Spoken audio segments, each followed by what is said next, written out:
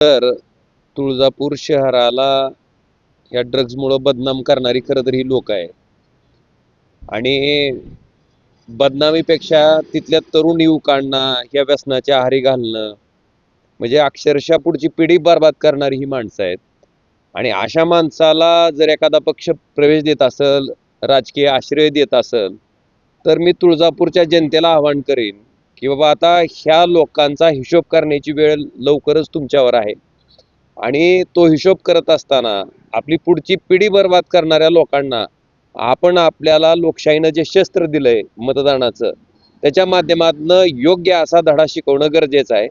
आणि मला वाटतंय भारतीय जनता पार्टीचं चालचरित्र आणि सगळ्यात महत्त्वाचं की मी कायमस्वरूपी म्हणत होतो की ह्या ड्रग्ज प्रकरणाला कुणी पाठीशी घातलं, कोण फोफावलं, मला वाटतं त्याचे खरे सूत्रधार हे राणा पाटीलच आहेत, हे त्या ठिकाणी अधोरेखित होते.